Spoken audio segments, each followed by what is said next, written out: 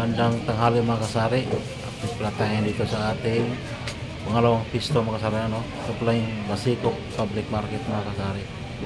Ayan, ito yung Basico Public Market. At nandito yung aking pisto mga kasari sa loob. Ako ang nagbabantay mga kasari kasi di-off yung ating tindira ngayon. Ako ang nakatukat ito mga kasari. At ito pala yung loob ng ating tindahan mga kasari. Ayun, tapos na yung mga stante natin.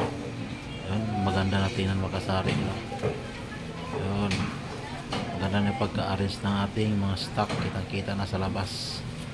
Ito naman yung ating pamangkin ni Mrs. Ito yung nagbubantay dito pag walang pasok sa school. Ayun, makasari. Ito naman yung isa. Lipak ng mantika makasari. Kaya ngayong umaga, ngayong tanghali makasari, wala ganong tao kasi mag alas 11 na magkasara ng mga 11 na, mag 11 ng tanghali. Wala na ganong tao pag ganitong oras makasari.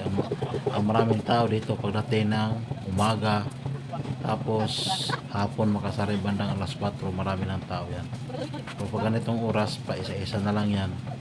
Kaya nakagawa tayo dito ng kung anong dapat ripakin, anong dapat natin gagawin pagdating ng tanghali. Pati dito makasari, tulong-tulong kami itong lahat.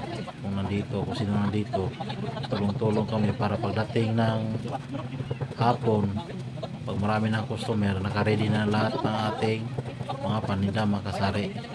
Ako yung nag-assist ng ating mga customer at makasama natin ay nag-repack ng dapat repack nila makasari na ating mga paninda.